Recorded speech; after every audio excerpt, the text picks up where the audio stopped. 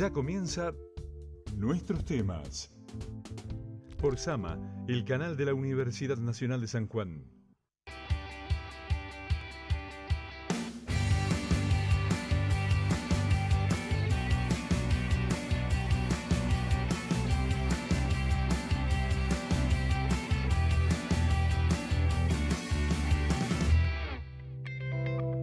¿Cómo están? Muy buenas tardes. Arrancamos nuestros temas de hoy, martes 23 de noviembre. Será otro día si lo están viendo en la repetición o en redes sociales. Pero aquí estamos en vivo con nuestros tres invitados de hoy que acaban de enterarse que el programa es en vivo. Así es que, no, pero todo bien, todo bien. Tienen la capacidad y la espalda suficiente para hacer este programa en vivo y después la repetición y la subida a redes sociales. Antes de empezar con nuestros temas, quiero saludar a nuestra camarógrafa Sol, que hoy cumple 20 años, me dijeron, Sol, algo así era. Bueno, aparenta 20. ¿Para qué vamos a andar averiguando cuál es la edad real de Sol? Muchísimas gracias por estar aquí, Sol, en el día de tu cumpleaños. Hoy vamos a hablar de un tema que atraviesa a la universidad en varios sentidos, que es ciencia y tecnología para la inclusión social, y para ello están como invitados Mabel Guevara. Mabel es secretaria de Investigaciones de la Facultad de Ciencias Sociales, Javier Marsiglia, quien es docente e investigador de la Facultad de Ciencias Sociales, y Esteban Tapela, quien también es investigador y es del programa PETAS. Ya nos vas a contar, Esteban, de qué se trata el programa PETAS, ¿no? Y uno dice, ciencia y tecnología para la inclusión social, y parece que fuese como un título lleno de contenido, pero donde es muy difícil fijar las fronteras, ¿no? ¿Qué diferencia hay? La pregunta va para los tres, arranca el que quiera, entre una ciencia para la inclusión social y la ciencia aplicada, que tal vez era un concepto de unas décadas atrás, ¿no? ¿Es lo mismo? ¿Es distinto? ¿Cuál es la diferencia? No sé, ¿quién quiere arrancar? A ver, la miran a Mabel, como que Mabel va... Bueno, en realidad hay que tener en cuenta que la ciencia en sí admite clasificaciones, ¿no? Y tradicionalmente hablábamos de una ciencia básica, de una ciencia aplicada y un enlace entre ambas, que es toda esta transmisión de los conocimientos que la ciencia básica permite. A modo de cátedra, ¿no? La ciencia básica que nos permitía la indagación, la construcción de conocimientos sobre la naturaleza, sobre la realidad per se, ¿no? Sin un fin práctico. Y toda la investigación aplicada, o la ciencia aplicada, va más encaminada en ese paradigma del que vos hablas, hacia fines prácticos, es decir, detección de necesidades y tratar de encontrar soluciones. Desde esa perspectiva, y esto desde lo que yo conozco al respecto, me parece que podríamos hablar de una ciencia aplicada que se predisponga para la inclusión social, siempre y cuando esté contemplando las necesidades de una comunidad, siempre y cuando implique una oportunidad para la mayoría, siempre y cuando tenga en cuenta justamente las brechas de desigualdad y ataque este tipo de situaciones. Si no cumple esos requisitos, por ser ciencia aplicada, por sí misma, en mi opinión, no sería un sinónimo de ciencia para la inclusión social, ¿no? Pero esto por ahí se abre a debate. No sé la opinión de mis colegas que tienen mucha experiencia en el campo de la intervención, de todo lo que hacen en su quehacer, ¿no? Javier.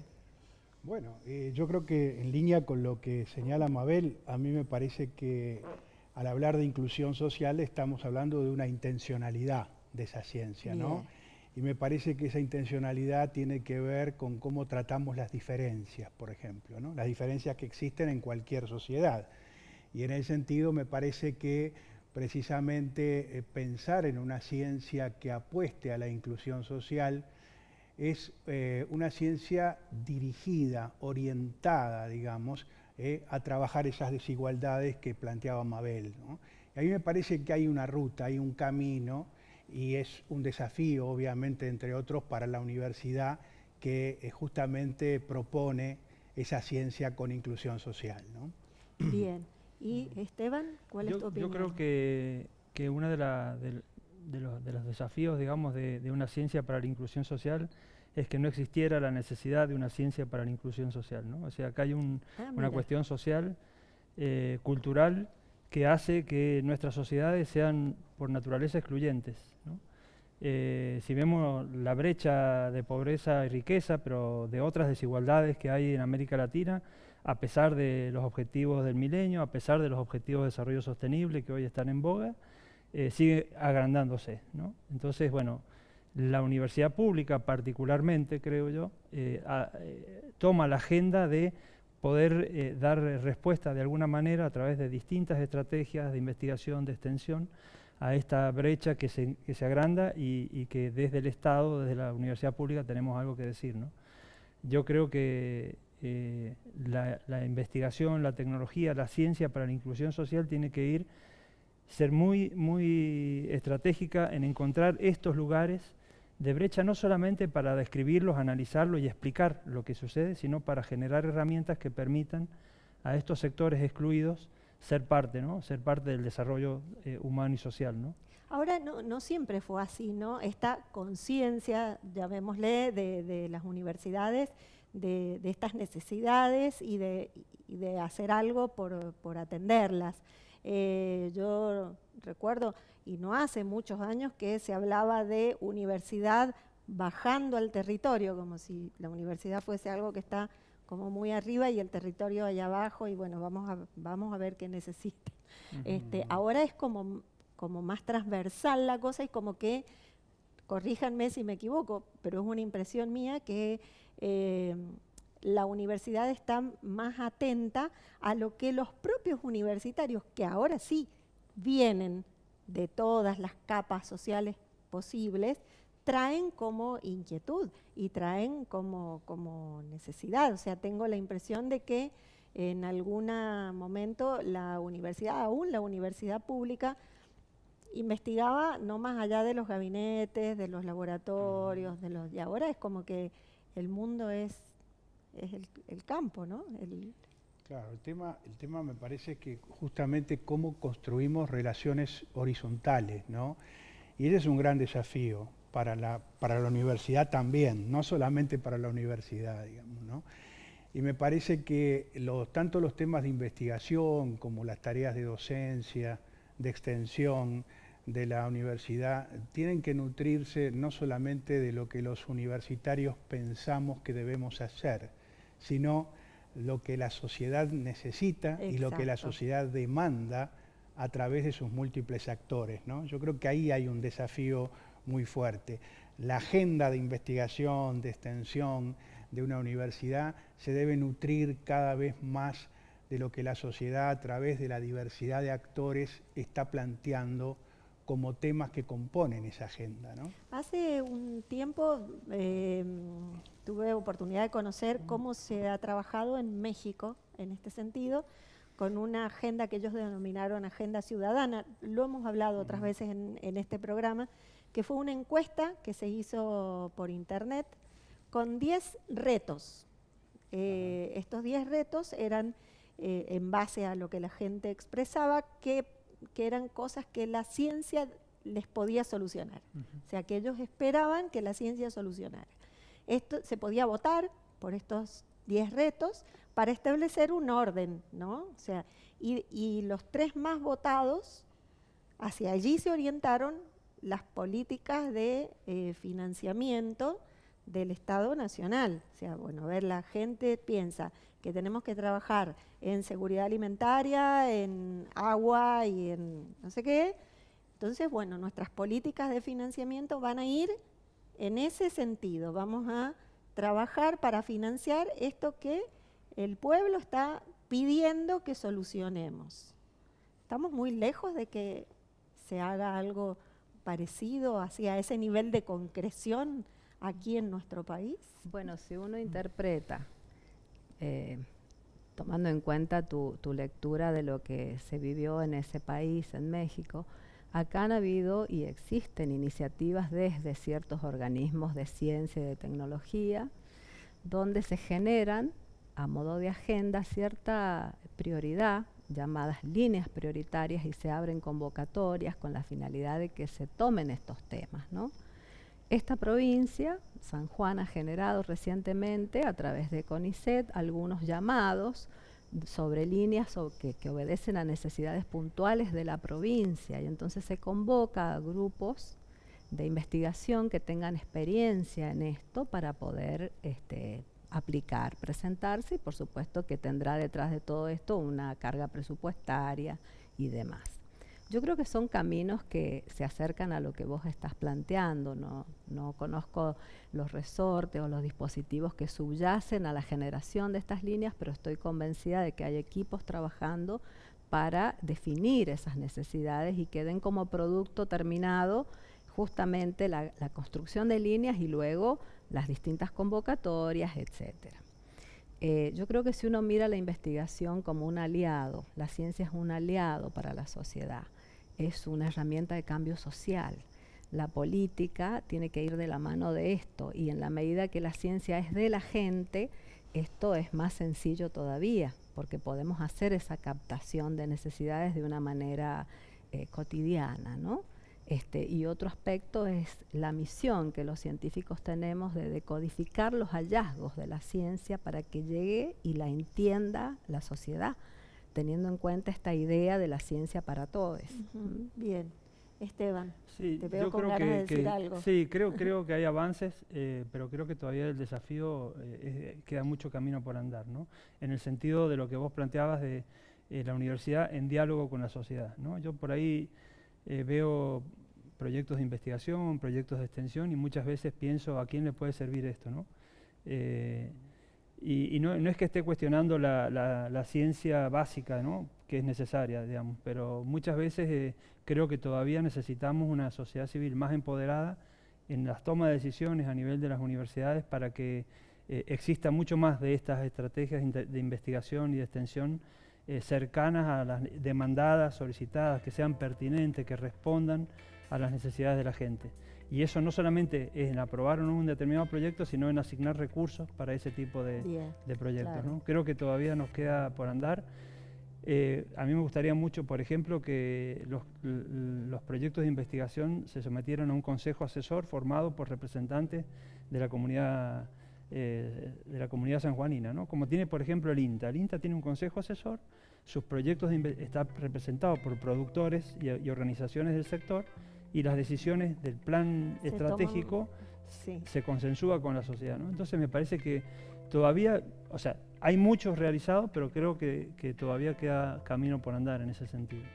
Bueno, esa música indica que el primer bloque se está terminando, y yo les voy a dejar una pregunta planteada para el segundo bloque, antes de que me cuenten sus experiencias, que de verdad me interesa mucho que las demos a conocer. ¿Es lo mismo las necesidades de la gente a las necesidades del gobierno? Ahí se los dejo, vamos a la pausa y ya venimos.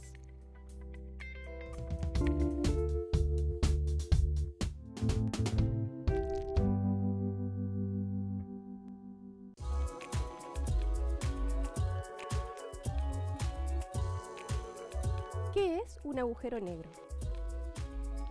Un agujero negro es una gran concentración de masa en una región muy reducida del espacio. Por eso, las fuerzas gravitacionales son tan intensas que absolutamente nada, ni siquiera la luz, puede escapar de él. Los agujeros negros están divididos en dos grandes grupos, estelares y galácticos. Los agujeros negros estelares tienen su origen como parte de la etapa final en la evolución de la vida de una estrella que tiene más de 20 masas solares. Los agujeros negros galácticos viven en el centro de las galaxias, de todas las galaxias, y se formaron en los principios de la vida de la misma galaxia. Una vez formados los agujeros negros, estos comienzan a crecer por acumulación de toda la materia que atrapan que se encuentra alrededor de ellos, y pueden llegar a alcanzar masas de entre 1 millón y 1000 millones de masas solares.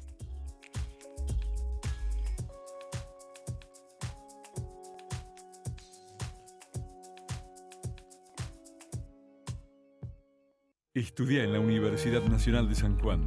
Vos podés elegir. Estas son las carreras en la Escuela Universitaria de Ciencias de la Salud. Licenciatura y Tecnicatura en Enfermería. Sí, vos podés elegir. Estudiá en la Nacional. Seguimos viendo nuestros temas. Por Sama, el canal de la Universidad Nacional de San Juan.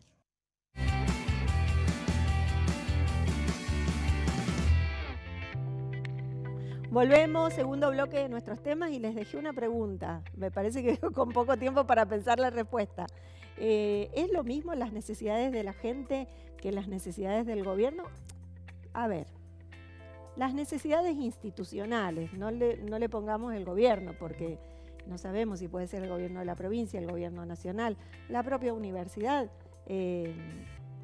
¿Es lo mismo o no es lo mismo? Uno tiende a pensar que el gobierno o las autoridades del Estado, de cualquier repartición, hace una lectura, un diagnóstico de las necesidades de la gente para traducirla en políticas públicas. En esa traducción muchas veces hay muchas, ¿cómo se dice?, diferentes interpretaciones de lo que la gente dice y siente, ¿no? Mi respuesta te la voy a dar con un ejemplo. Nosotros en el equipo tuvimos como becario doctoral de CONICET a Mariano Carrizo, que hizo su doctorado sobre inclusión y deporte, inclusión social y deporte. Una tesis muy interesante porque él planteaba todas las dificultades que tienen chicos con capacidades especiales en distintos departamentos de la provincia de San Juan para practicar actividades deportivas en la escuela, pero también fuera de la escuela, en otros espacios, digamos. Para ese tipo de temas no había recursos. Sin embargo, si uno pregunta, la actual gestión de gobierno ha generado el Estadio del Bicentenario. Al lado se está generando un velódromo que es multimillonario. Yo no sabría decir cuánto puede valer, pero no lo he visto en ningún lugar del mundo y he viajado bastante. Entonces, cuando uno dice, ¿qué traducción hubo ahí de las necesidades deportivas de los niños humildes de las zonas rurales de San Juan respecto de esta obra pública? Evidentemente hay una necesidad del sector, en este caso del gobierno, de interpretada de una manera diferente, ¿no? Yo creo que no hay una correcta traducción de estas necesidades de la gente en términos de política pública, y creo que en ese sentido la universidad tiene también el deber de llamar la atención sobre estos aspectos, ¿no? Mabel, te ha tocado ser la secretaria de investigaciones de la Facultad de Ciencias Sociales. Yo diría que es como la unidad académica de la universidad donde todo esto sucede, o sea, donde estas cosas se discuten, se conversa, se está de acuerdo o no se está de acuerdo. ¿Cómo lo ves? Llevas muy poco tiempo. Sí, la verdad que hemos asumido en el mes de julio y en funciones concretamente desde el 1 de agosto. ¿Te plantean esto los investigadores y las investigadoras? Bueno, de manera extraoficial siempre estamos en diálogo con estos temas. A nivel de lo que serían momentos de diálogo más formales, como congresos o conversatorios que los tiene la facultad previstos, de hecho que estamos organizando cuestiones para la agenda del próximo año.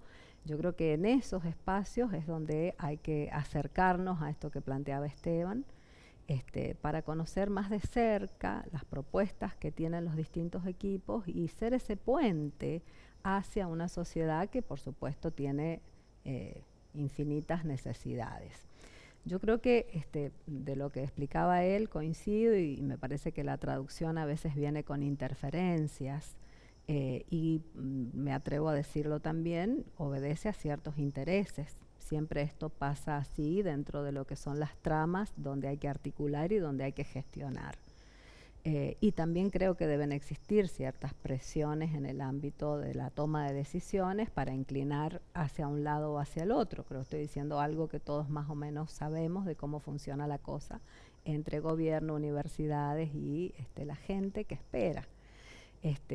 Soy una persona muy optimista, yo estoy formada desde las ciencias humanas y me parece que hay que llegar más a la gente y pienso que ahí está el resorte o el dispositivo para escuchar más.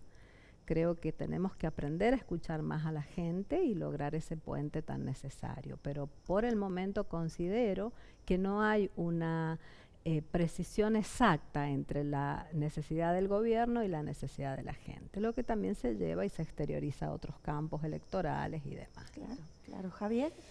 Bueno, un poco en línea con lo que plantean Mabel y Esteban, yo creo que la política pública viene cargada, digamos, de una mochila que tiene que ver con la toma de decisiones de diferentes actores que no necesariamente coinciden con las necesidades concretas de la gente, ¿no? Para poner un ejemplo de nuestro proyecto de investigación que nosotros estamos llevando adelante ya hace varios años en la zona de la bebida, en el departamento de Rivadavia, en un equipo conjunto con la Facultad de Arquitectura, Ciencias Sociales y Arquitectura. ¿Qué observamos ahí? Esa zona se ha duplicado en población en 10 años, básicamente. Y uno mira distintos programas, digamos, ¿no?, de vivienda que se han ido sumando en el tiempo, ¿no? Y en esa sumatoria se ha avanzado por agregación. Y ese avance por agregación, ¿qué implica? Que de alguna manera el sistema de relaciones sociales que se da entre esa gente, digamos, tiene una enorme conflictividad. ¿Por qué? Porque la gente que está viviendo hace 20 años ahí, que llegaron a su vivienda por el lote hogar, mira y dice, pero bueno, ahora viene un conjunto, gente con un conjunto habitacional por sorteo, y resulta que le están poniendo determinados servicios ahí, nosotros hace 20 años que estamos esperando. Bueno, a ver, ¿cómo coordinar esas políticas públicas de alguna manera, pensando no solo el tema de la vivienda, sino el tema del hábitat, que es mucho más complejo y más amplio que la vivienda, y cómo generamos determinados programas y proyectos en un territorio donde hay gente, con los cuales estamos incidiendo en esas relaciones, digamos, ¿no?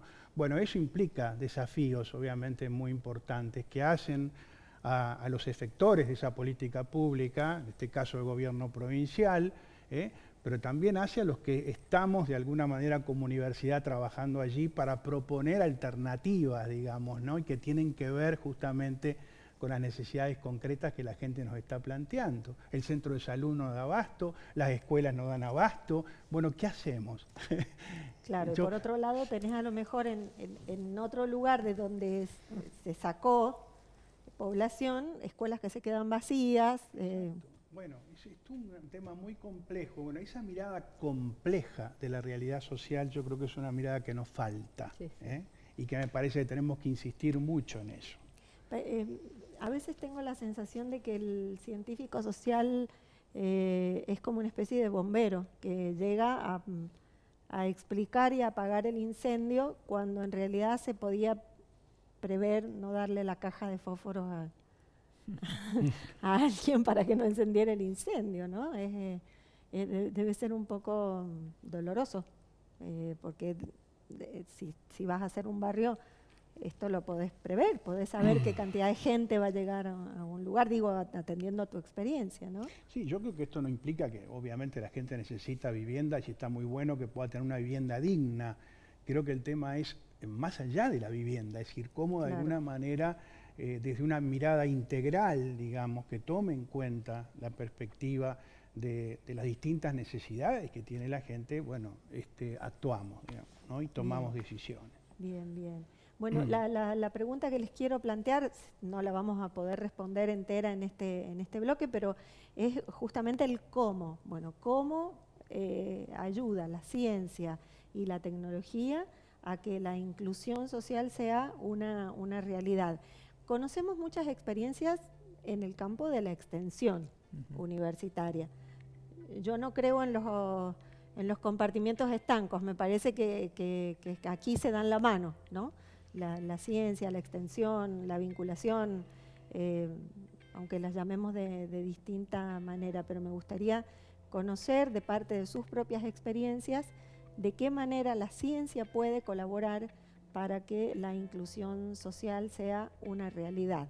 Así es que bueno, nos vamos a una pausa y en el bloque que sigue seguimos conversando.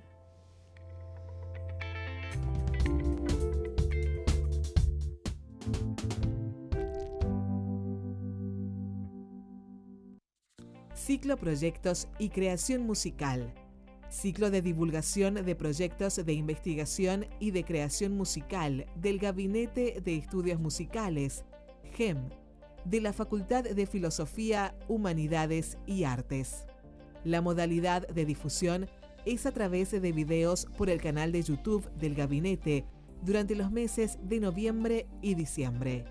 Se emitirán los martes y viernes a las 17 horas con el aval del Departamento de Música y el apoyo de la Secretaría de Extensión Universitaria de la Facultad.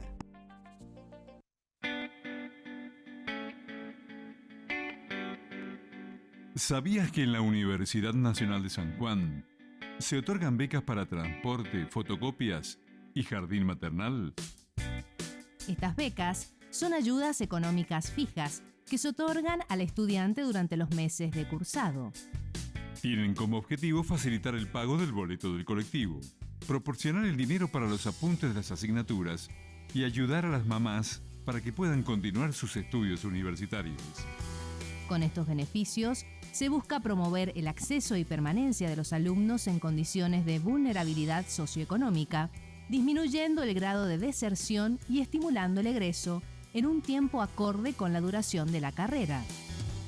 Estas becas están destinadas para los estudiantes de los institutos preuniversitarios y estudiantes de todas las carreras que se cursan en la Universidad Nacional de San Juan. Si te interesa solicitar una beca para transporte, fotocopias o jardín maternal, acércate a la Dirección de Servicio Social Universitario por Avenida Libertador General San Martín, 1109 Oeste, teléfono 421-1700, interno 406. O podés ingresar a la página de nuestra universidad www.unsj.edu.ar y realizar la reserva de turno para la inscripción.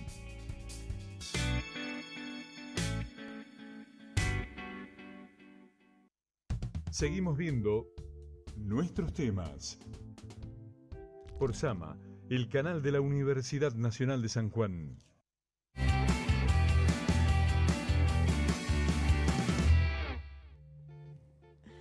Tercer bloque de nuestros temas y ya medio programa, Mabel. Te prometí que se pasaba rápido y se pasa rápido. Bueno, la pregunta venía por el lado de cómo puede contribuir la ciencia y la tecnología a la inclusión social. Me gustaría que me lo cuenten a través de sus experiencias, ¿no? Voy a arrancar con Esteban. Un ejemplo de uno de los proyectos quizás más recientes de nuestro programa PETAS. Es un programa que alberga distintos proyectos de investigación y de extensión, ¿no? Somos un grupo de unos 20 investigadores, la mayoría muy jóvenes, casi todos becarios de CONICET. Y hay un proyecto que es muy interesante, que es un proyecto que combina investigación y extensión y tiene que ver con una de las poblaciones probablemente más excluidas, digamos, ¿no? Población penitenciaria. El proyecto busca responder a una necesidad histórica, digamos, de la población, que es que una vez que entran en situación de libertad condicional o ya son han logrado la libertad permanente, no tienen inserción laboral. Ajá. En muchos casos porque no tienen capacitación. Entonces, el proyecto lo que hace es una articulación con una organización que se llama Centro Genesaret, Fe y Alegría, que es una organización global, pero esta es la sede de San Juan, que ya venía trabajando con el Servicio Penitenciario Provincial, y lo que hace el proyecto básicamente es coordinar y articular capacitaciones en función de las demandas que permitan una inserción laboral concreta y directa, ¿no?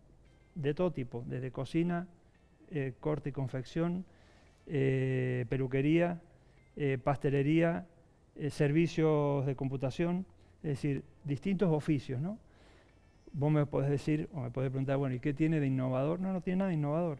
Lo único que tiene innovador es poder haber acercado distintos actores que no tenían un vínculo, que estaban excluidos, estamos hablando de la inclusión social, ¿no? Entonces, entre tres actores, una organización que quiere trabajar, el personal del servicio penitenciario que lo vio como una oportunidad, obviamente los internos, digamos, del servicio penitenciario, y este proyecto está logrando estos avances, ¿no? Entonces, por ahí no hace falta hacer cosas tan innovadoras, no es que todo esté por descubrirse, sino encontrar estos nichos donde uno puede encontrar esta posibilidad de incluir, ¿no? ¿Ya hay resultados de esto? Hay varios resultados, nos agarró la pandemia de por medio, con lo cual se tuvieron que suspender algunas de las actividades, replanificar. Esto nos permitió trabajar con la misma estrategia, pero con otro colectivo que también está excluido, que es el colectivo LGTBIQ, que están recibiendo capacitación. El fin de semana pasado hubo un encuentro donde se presentaban los principales resultados, ¿no? Y habían testimonios de las personas, y una compañera participante trans decía: después de muchísimos años puedo salir de día a la calle, ¿no? Porque nosotras tenemos que salir de noche, porque lo que nosotros hacemos está mal visto, a pesar de que hay una ley que los integra, que les da derechos. Seguimos teniendo como sociedad una actitud absolutamente excluyente de estos sectores. Entonces la idea del proyecto es dotarlas de capacitaciones, etcétera, de capacidades para la vida, para que no se vean obligadas a terminar en la prostitución, que es finalmente casi el único oficio permitido por esta sociedad, ¿no? Entonces, ese tipo de proyectos, que no son una gran innovación metodológica, el proyecto básicamente fue capacitación en educación popular, metodologías participativas, articular con recursos humanos voluntarios. O sea, trabajamos con un grupo de voluntarias y voluntarias, muchos de ellos estudiantes de la universidad, pero también de la sociedad en general, que lo que hacen es capacitarse para trabajar con estas personas, ¿no? Y entonces, bueno, básicamente ese es el proyecto, y ya se observan muchos resultados, ¿no? Mabel, ¿querés contarnos en qué has estado trabajando? Bien, yo sigo trabajando en investigación en una línea que heredé de gente con la que empecé siendo becaria, y esa línea es de investigación educativa en el ámbito de la universidad como objeto de estudio.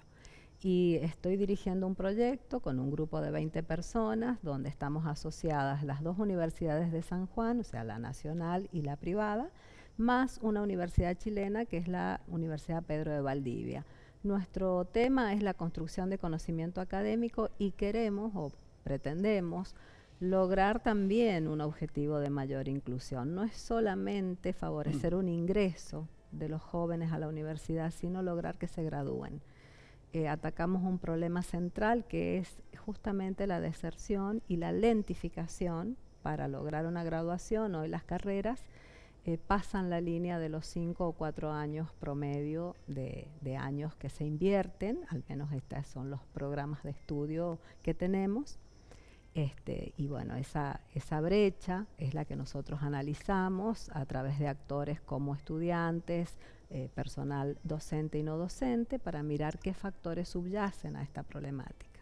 Hay algunos resultados muy interesantes, y bueno, como se trata por lo general, el estudiante, la representación social que tenemos es de un ser joven, y bueno, también vamos tratando de deconstruir prácticas culturales y básicamente sociales con datos sociodemográficos que nos deslumbran, ¿no? ¿Quiénes son realmente los que vienen, los que asisten, los que lo logran? Mucho en la toma de decisiones, ¿no? Por supuesto, creo que eso, bueno, es la pretensión, un circuito que favorezca a las autoridades decisoras de los 3 espacios en los que estamos trabajando. Bien, Javier, amigo de la casa, Javier. Amigo de la casa. Bueno, nosotros estamos en un programa de investigación y extensión en desarrollo territorial y economía social, el PROINDES en la Facultad de Ciencias Sociales. Y en este programa que les contaba en el bloque anterior, que llevamos adelante con el IRPA de la Facultad de Arquitectura, Instituto Regional de Planeamiento y Hábitat, para hablar un poco de las herramientas que vos planteabas, ¿no? Y un poco en línea con algunas cosas que planteaba Esteban también, ¿no? El domingo es un día importante para nosotros, porque el próximo domingo, porque en el conjunto 7 de la bebida se van a instalar juegos infantiles en el marco de un equipamiento de un predio, digamos que está vacío hoy por hoy, y en conjunto con la Unión Vecinal del Conjunto 7, con la Unión Vecinal del Lote Hogar 30 que está al lado, se hizo toda una reunión con la municipalidad, la Fundación Loma Negra, de la empresa que apoyó para esos juegos infantiles, y decir, ¿cómo hacemos para que ese espacio no sea solamente el espacio del Conjunto 7, sino que sea el espacio de la comunidad? Bueno, una de las herramientas es precisamente donde nosotros podemos aportar como universidad es la concertación de esfuerzos. Fíjense, una empresa privada, 2 uniones vecinales que no se miraban mucho, digamos, la universidad y la municipalidad. Todos de alguna manera para tratar de empezar a trabajar esto de la inclusión social precisamente, no dejar a nadie afuera, tratar de justamente que todos puedan participar de ese espacio. Y como la Fundación Loma Negra tiene un día anual que le llaman el Día de Hacer el Bien, ese día, el domingo, van a ir empleados de la empresa y junto con la comunidad van a pintar los juegos, van a hacer toda una tarea. Bueno, yo creo que hay que ir por ese lado. Otra experiencia, Lote Hogar 24. Había interés en armar una escuelita de fútbol. Se armó la escuelita de fútbol, los apoyamos, se consiguieron camisetas para los niños y empezamos a ver que empezaban a ir niños de otros barrios y con los niños fueron los padres y las madres. Bueno, empezar a trabajar en esa dirección. Ahí me parece que hay un camino que tenemos que seguir explorando y ese camino debe permear más fuertemente la política pública a la hora de diseñar la política pública. A mí me parece que hay una pista por donde nosotros como universidad también podemos aportar, ¿no? ¿Será que hacen falta más científicos sociales cerca de los lugares donde se toman las decisiones? Probablemente. Yo creo que también mea culpa hacia la universidad es que muchas veces, ahora en los últimos años, hay una tendencia de esto de equipos interdisciplinarios entre social y arquitectura, ¿no? O entre otras disciplinas. Pero muchas veces hemos estado aislados, ¿no? No ha sido tan frecuente, sí, entonces, sí, es verdad. Probablemente proyectos o diseños tecnológicos de ingeniería que pueden ser súper apropiados para una región no son apropiables porque las condiciones de los pobladores no fueron estudiadas y no responden a las demandas de esa tecnología, ¿no? Claro. Entonces, muchas veces el estudiar el comportamiento, la forma de vida, las estrategias de sobrevivencia de los pobladores desde el punto de vista socioeconómico, sociocultural, ayuda también a la toma de decisiones respecto de determinadas tecnologías para la inclusión, ¿no?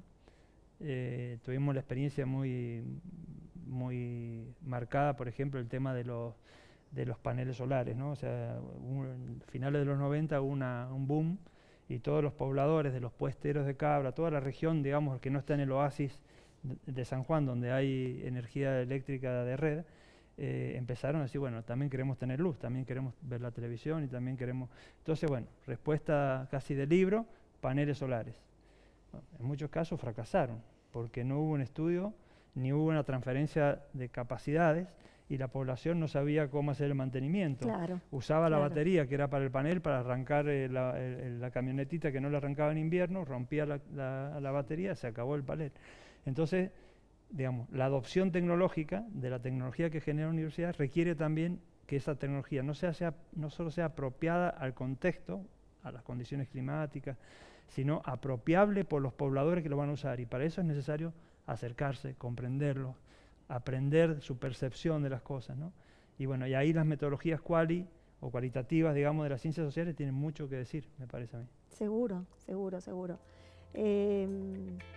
Ya viene la musiquita, ya se nos acaba el bloque, pero bueno, la idea para cerrar en sistémica, ustedes lo deben saber, un excluido es siempre una herida, es siempre un dolor que seguro que aparece otro para mostrarlo, para que lo veamos cuando no lo estamos mirando, ¿no? O sea, cuanto más sencillo sería trabajar anticipadamente o trabajar apenas aparece el primer síntoma de que hay un excluido allí, sea 1, 10, 20, un barrio, una comunidad, para evitar dolores mayores. Bueno, último corte, ya seguimos en el cuarto bloque, las conclusiones de este programa.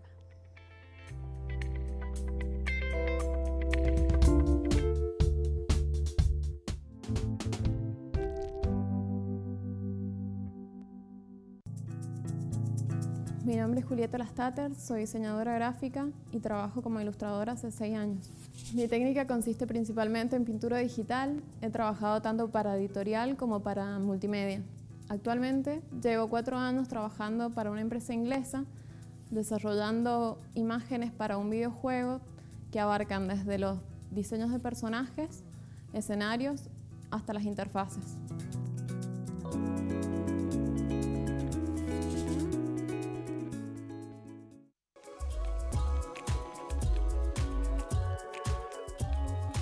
¿Qué diferencia hay entre magnitud e intensidad sísmica? Ambas son escalas que miden diferentes aspectos de un evento sísmico. La intensidad es una escala cerrada que mide principalmente cómo se siente el evento, tanto en la zona epicentral como en zonas cercanas, mientras que la magnitud hace referencia a la energía liberada por el evento sísmico. Esta se mide con la escala de Richter, la cual es una escala cerrada y con números naturales.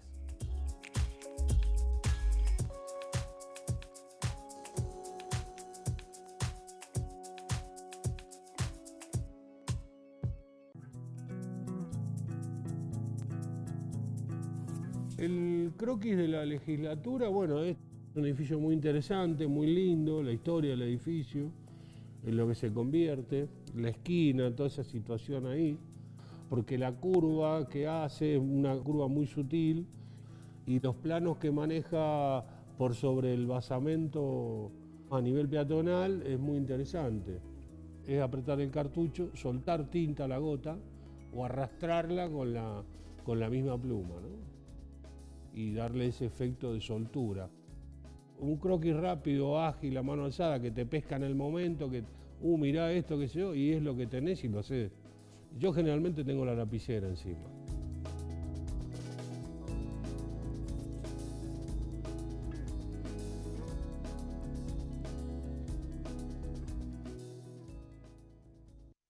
Seguimos viendo nuestros temas por Sama, el canal de la Universidad Nacional de San Juan.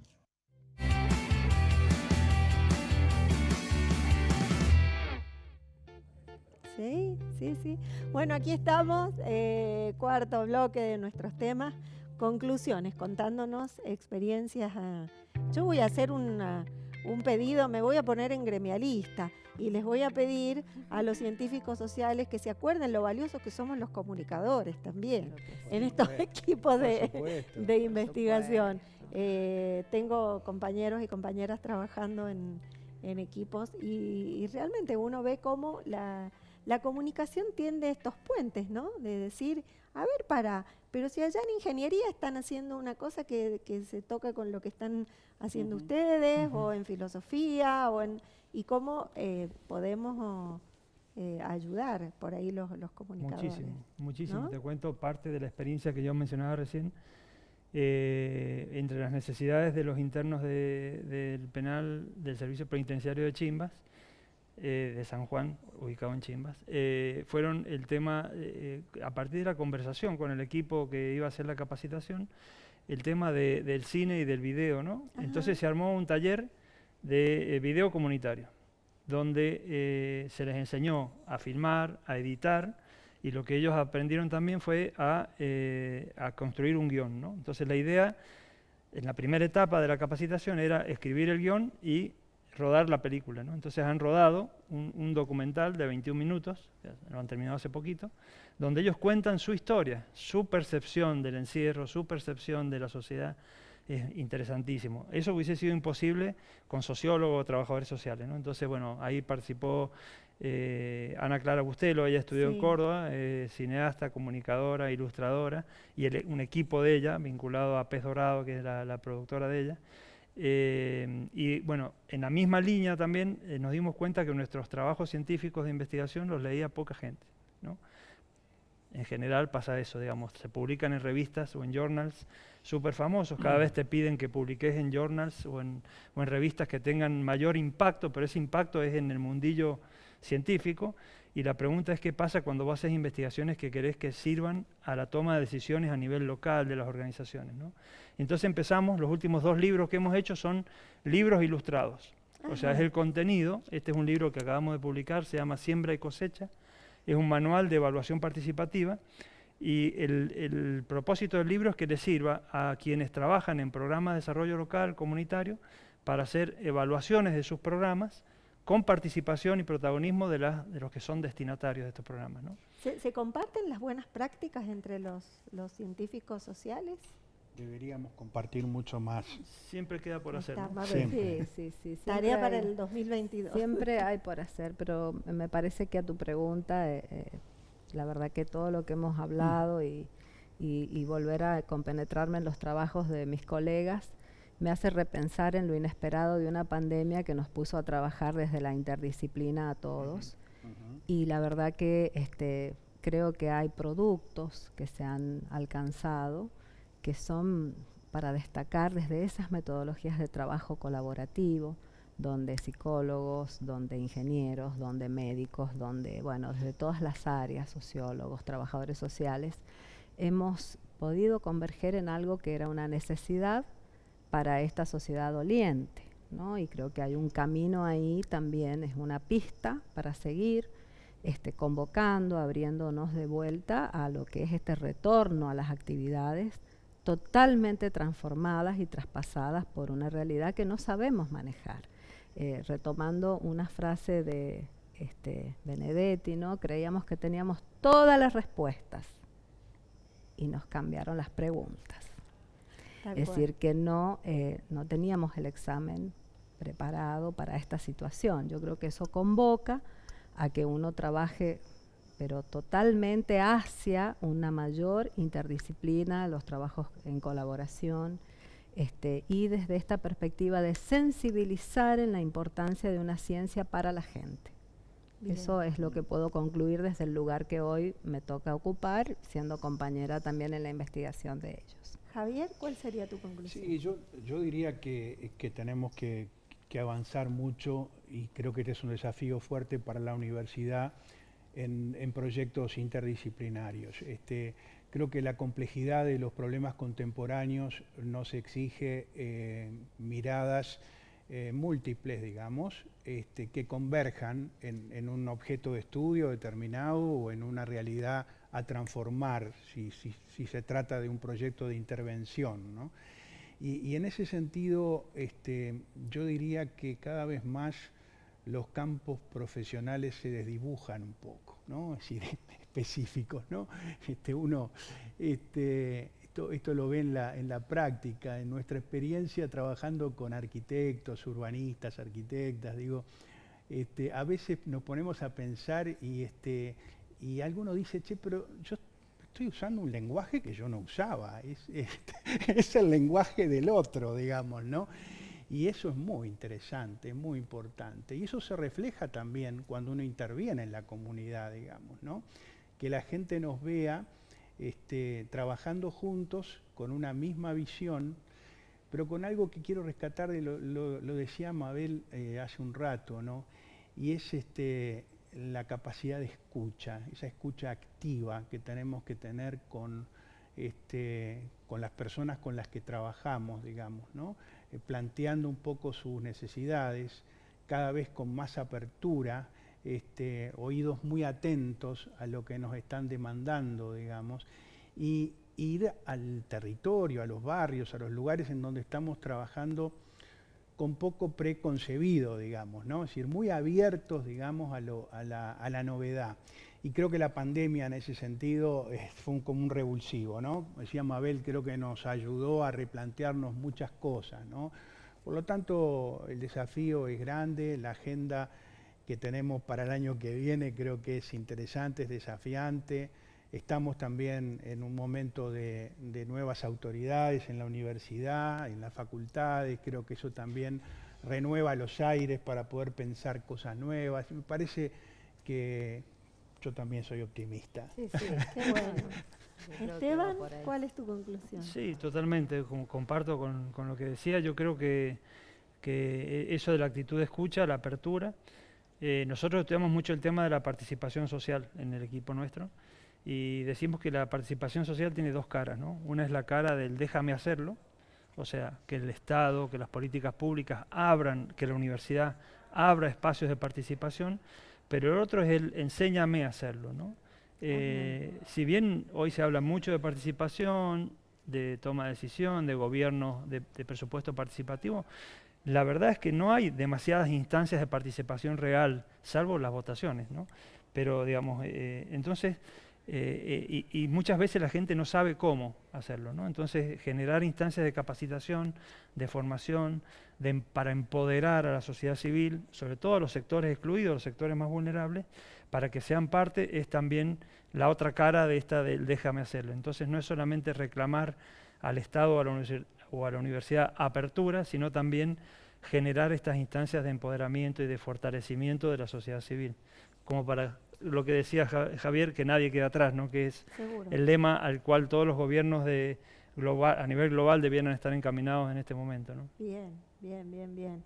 Bueno, yo la verdad que les agradezco muchísimo a los tres que hayan participado con nosotros hoy. Teníamos un cuestionario que se dio vuelta, pero eso es lo valioso, ¿no? O sea, que del debate y del diálogo aquí pudiéramos llegar a esto tan importante que hemos podido llegar ahora.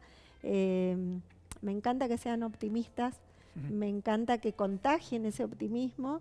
Estoy segura de que quienes se formen al lado de ustedes se van a llevar, además del conocimiento, ese entusiasmo, y eso está muy bueno porque traspasa las fronteras del aula, traspasa las fronteras de la facultad y bueno, cuando tiramos todo para el mismo lado pasa lo que vos decías, Javier, ¿no? O sea, se desdibujan los límites y estamos yendo todos en un mismo sentido, cosa que no siempre ha sido así, y está muy bueno que la universidad también desalambre, ¿no? Como lo están haciendo otros sectores. Así es que muchísimas gracias a los tres. Siempre Sama va a ser vuestra casa para cuando quieran venir a contarnos lo que sea. Y nosotros nos despedimos hasta el martes que viene.